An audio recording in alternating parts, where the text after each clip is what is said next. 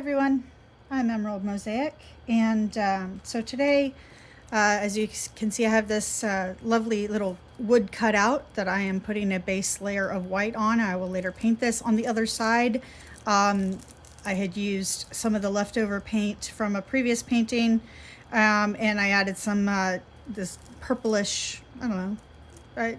It's violet, something like that, to some of the leftover paint and just a little pour.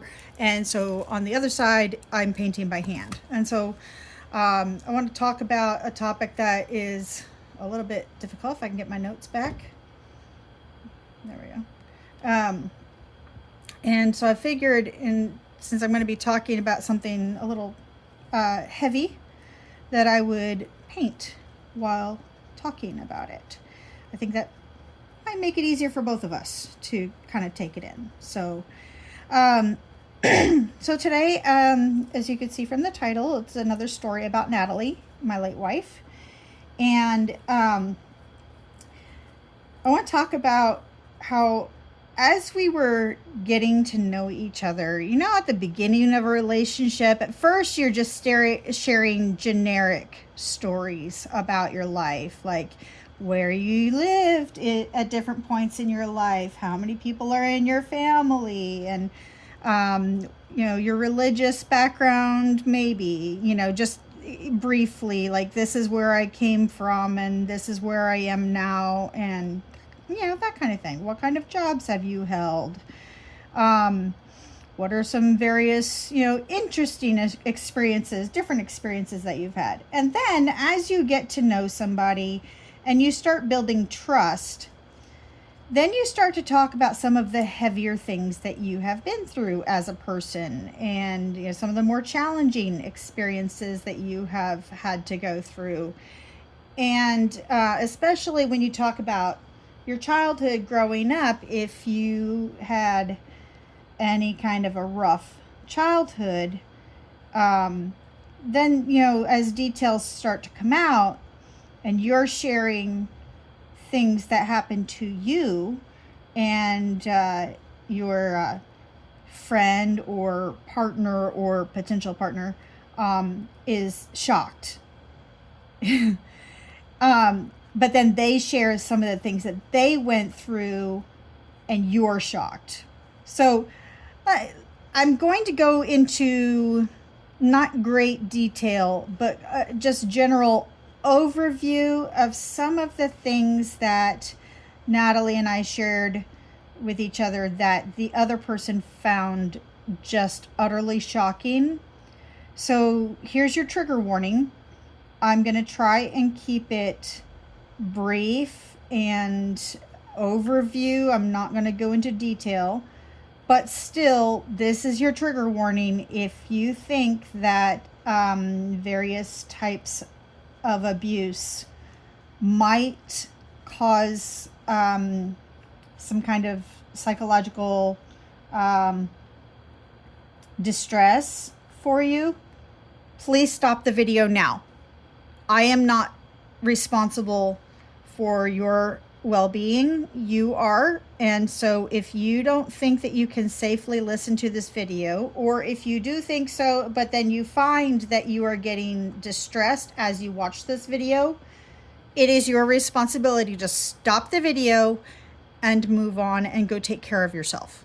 Okay? Go comfort yourself, do calming things, whatever you need to do to calm yourself down. That is your responsibility. So having said that,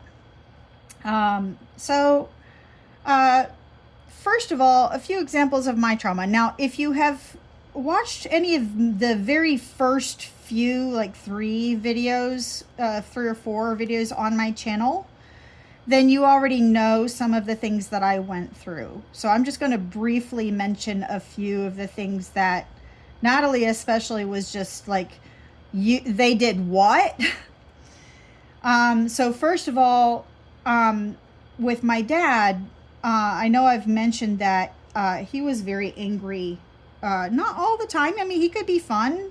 He could be engaging. He could be, you know, tell jokes and, you know, have a blast. And then he could also get extremely frustrated and start throwing things. He would very rarely threw things at people, but every now and then, like, you'd be in the way. And also, like, the family story, my dad kicked me when I was 2. And I later learned, like, it wasn't a really hard kick. It was like, you're in the way, get out of the way, but with his foot. Like, when I was 2, you don't do that to a 2-year-old child. That is traumatic.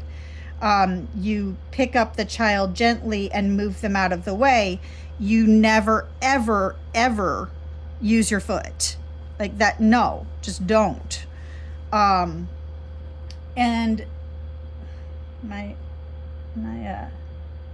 I'm using another device where my notes are, and it keeps trying to lock. Keep having to unlock it. So, and then just also, like, for the most part, he wasn't really physically abusive, except with punishments. There was spankings that were worse than they should have been. But then also, he was just very, like, he would yell and he would blame people for things that weren't really their fault, or be unnecessarily harsh about things that were their fault.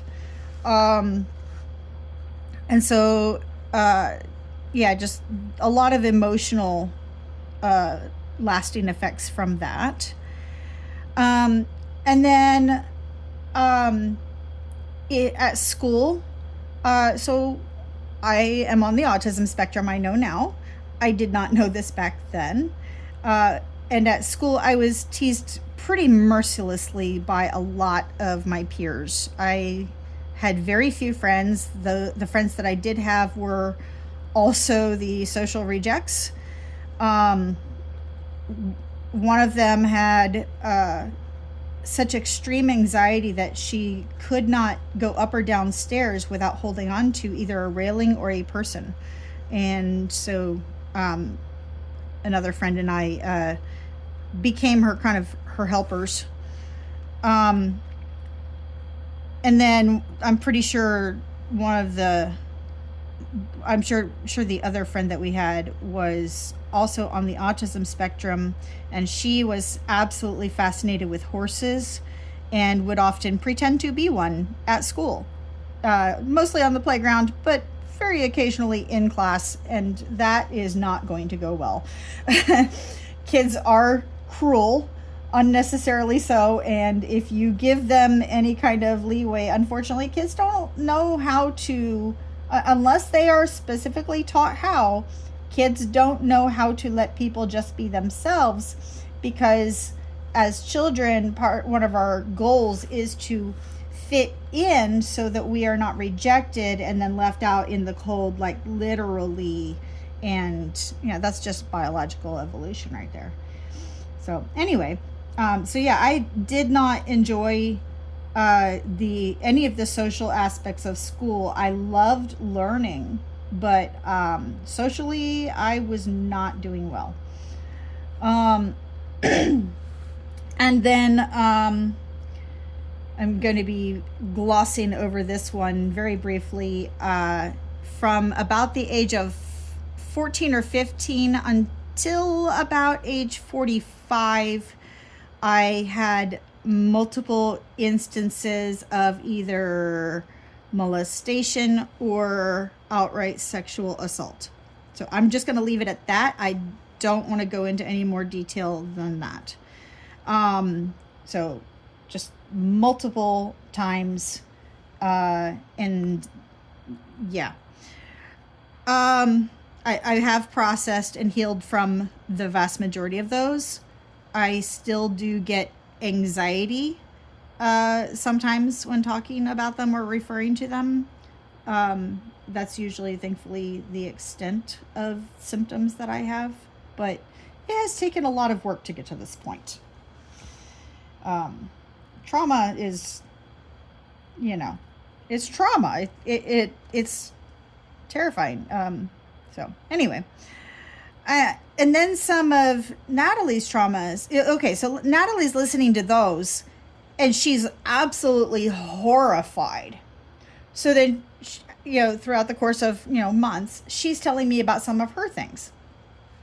And some of this, some of the stories were coming out because we were having symptoms. Like we were, one or the other of us was actively being triggered by something innocuous that was happening. And then we had to explain why, and so some of the things that she lived through were that, okay, so she was born male. I think I've mentioned she was a trans female. So she was born in a male body and did not know anything about trans. She just knew that she didn't want to be her. She didn't want to be, I should say, him.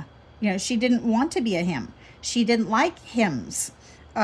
She didn't like males at all, especially her dad.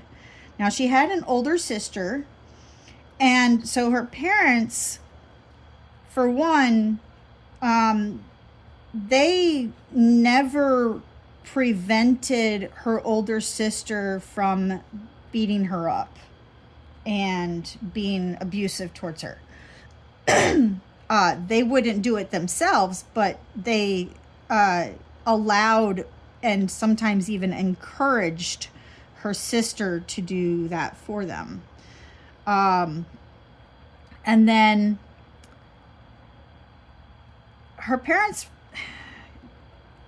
the way that they treated her, as she was telling me things that they did and ways that they behaved and their expectations for her, my impression, the way I worded it was, oh, they treated you like a slave. And she's like, oh, that actually kind of makes sense. Yeah, they kind of did. So they did not treat her as if she was a beloved child. And she never could figure out why. And like any child, all she wanted was to be loved and approved of by her parents. And she did not get that from them ever. And then they also actually neglected her from a somewhat young age. I think at least 10 years old, if not a little younger. She would be sent to the store, which was within walking distance. I actually got to see that neighborhood where she had grown up and see where the store was. And it was like 2 blocks away. But she would be sent to the store with a list of grocery items to get for them. And when I say them, I mean for the parents and her sister. Not for her, not for Natalie. For the parents and her sister. And they would give her less money than would be sufficient to buy those items on that list. And then tell her that with any money that was left over, she could buy food for herself.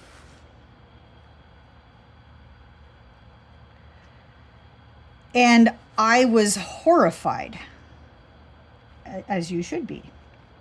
And she got really good at finding deals and couponing and planning insanely ahead so that there would be a couple dollars left and she would buy for herself crackers, tuna, and mayonnaise, and that's what she often lived on as a child. Like she liked going to church events. She was raised in the Church of Latter-day Saints in Utah, in Salt Lake City. And she liked going to the youth group events because then she got real food. You know, she liked going to school because she got real food. And they were not poor. necessarily, although they did commit a lot of fraud, and they had a jewelry business. It was all fake jewels that they were passing off as real. Like, she grew up with a lot of gemstones on like boxes and stuff on the floor, and that they were working on things that they were doing, making jewelry and all this, and selling it as if it was like real valuable jewelry. And they actually opened like bank accounts in her name, in Natalie's name, using her information as if she wasn't a child, and damaged her credit to the point that she had to file bankruptcy at age 17. Yeah, these were not healthy people by any stretch of the imagination. And so, I'm listening to all this and I'm just absolutely horrified. So, and we each of us said to the other, "Oh my God, your trauma is worse than mine. I could never live through that."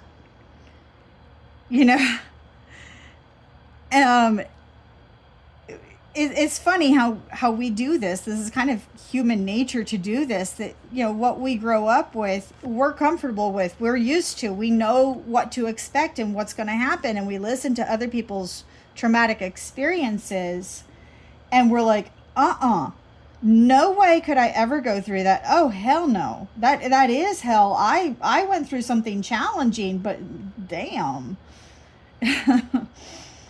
And then the other person says the exact same thing to us, and we're like, what do you mean? And so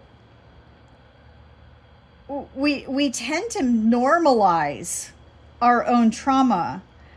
But the irony is that she and I both were diagnosed by mental health professionals with borderline personality disorder and dissociative identity disorder. And you don't get either of those diagnoses without having gone through trauma. In fact, the Cleveland Clinic, okay, so there is another diagnosis that is not in the DSM, the Diagnostic and something manual that psychiatrists use to diagnose patients here in the United States. Complex PTSD, otherwise known as CPTSD, is not in the DSM. People have been trying to get it in there for a long time, but part of the problem is that there's just not enough research to have a good definition for it yet. But the Cleveland Clinic website has a pretty good definition of what CPTSD is, and I will add a link in the description to that definition, to that website. And they say that complex post-traumatic stress disorder can result from experiencing chronic trauma, such as prolonged child abuse or domestic violence, so this can start in adulthood, is closely related to PTSD and borderline personality disorder. In fact, I kind of sometimes wonder if borderline personality disorder should just be called CPTSD. But again, there really just needs to be more research and more consensus. But anyways, they also add CPTSD is manageable with psychotherapy, which is talk therapy, and medication, although I have never seen any medication for the actual disorder, but rather for symptoms of the disorder. Like if you have anxiety, you can manage anxiety with medications and other modalities. I think it's interesting they don't mention somatic treatments that I think personally are far more effective for PTSD and CPTSD, although I will say that while EMDR, the eye movement desensitization, and I forget what the R stands for. That type of therapy, it's it is helpful for regular PTSD. It has shown to be not as helpful for chronic PTSD, and I don't think we really know why. But it didn't really work for me, and that's okay. I know it has helped a lot of other people, but this is why you try things and see what works and what doesn't, and then you figure out, once you know what works for you, that's what you do. And there might be multiple modalities that work for you, but not all of them will, because we're all different. So anyway, while it is true that certain types of trauma will almost always lead to worse outcomes for the person, don't minimize the impact that your own trauma had on you simply because you went through something, simply because somebody else went through something that seems worse to you. So it's okay to say, I don't know how I would survive that. But I would strongly caution against ever saying mine was not as bad as that. Because if you're not also then validating your own trauma and the experience and the effects, then you run the risk of totally invalidating yourself, which then can result in not actually being able to heal. Like, I would recommend saying, your trauma seems to me worse than mine because I didn't live through that. I am used to what I lived through. Yours is really, really bad. And at the same time, mine is still bad. What I went through is still traumatized me. And so I think that recognition of that both can be true, that I might think that yours is worse than mine and mine was still bad. Both, it's important to acknowledge both of them. Don't minimize somebody else's trauma just because you had terrible effects of yours. That if they are experiencing symptoms that indicate that they went through something traumatic, never ever minimize somebody else's trauma. Don't say, well, at least you didn't go through such and such. Don't do that. Ever. Please. Instead, say, as terrible as that is, I am grateful you didn't also go through this other thing. That would have been so much worse to go through all of that and this other thing. So we have to take our small wins, where we can. That said, I know how difficult it is to heal from trauma. And I hope you find your way to heal. Because no matter how severe the trauma is, big T trauma or little t trauma, you still have to heal from it. Trauma is trauma is trauma. You still have to heal. So, it definitely was,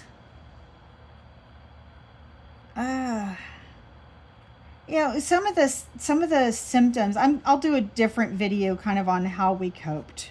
But some of the experiences, like, it was a really crazy time for both of us, because every single day it seemed like a new story had to be told. Because she and I trusted each other implicitly, and we knew beyond a shadow of a doubt that this person is safe for me to expose my inner self and all my traumas and everything I've been through. This person is safe for me. It all came out. And so it seemed like almost every single day there was something that one of us or the other would have to say, okay, here's what happened. here's what I went through. This is what I'm dealing with, and I don't know how to heal. And we did get really creative, and I'll go into that more later. We got really creative in helping each other because we had both just moved to a new town, and she got therapy faster than I did. And unfortunately, her therapist couldn't also see me because now, we're together. And so it's just generally not a good idea. You get conflict of interest. And I had trouble finding a therapist. So, we ended up leaning on each other quite a bit. And it's kind of like two people who each have a broken leg can lean on each other and hold each other up until you get enough help, until you heal. And it can be good. It's not the healthiest way, but sometimes just knowing that, okay, this is a person who has been through things that are bad enough that they get it. They understand what it's like. And there's a lot of value in that, in just having a person who knows what it's like to go through trauma. I sometimes think, looking back, since she passed away, I can see things a lot more clearly. I do think that in some ways, we were not healthy for each other, but in other ways, we really were. I highly recommend, if you ever find a person that they feel safe, and you test them with you test how trustworthy they are in little things, and they constantly prove themselves as trustworthy, and then you can gradually increase the amount that you trust them with, and they consistently prove themselves. That kind of person, don't ever let go. Don't ever push them away. Don't ever run away from them. They are going to be your safety net. And she was mine, and I was hers. I do not recommend getting married in 3 months. And I have no regrets. Both are true. It is extremely rare to find somebody that everybody you ask says, oh no, y'all belong together. Y'all need to get married. You guys need each other. Please, yes, go ahead and get married now. That is extremely rare.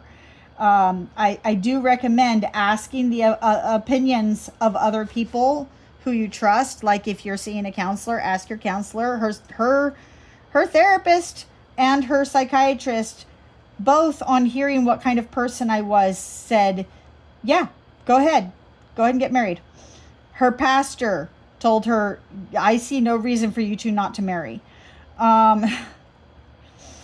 It is important to ask the opinions of people who are not biased and who will tell you honestly their opinion. And if everybody is saying, yeah, y'all need to get married, okay, go for it. If people are raising doubts and questions, that's when you need to slow things down and really take time to get to know the person. But again, I would not do that again. I do not recommend it. And I have no regrets. So I'm going to stop there. I hope that you gained something valuable from this. I hope you learned a little bit more about trauma and how to validate yourself while still expressing gratitude for what you didn't go through. And if you have been through trauma, I hope you find your healing. I hope you find peace. And for my artists, I hope you enjoyed, or for anybody, I hope you enjoyed watching me put on a layer of paint on this. And I will see you very soon.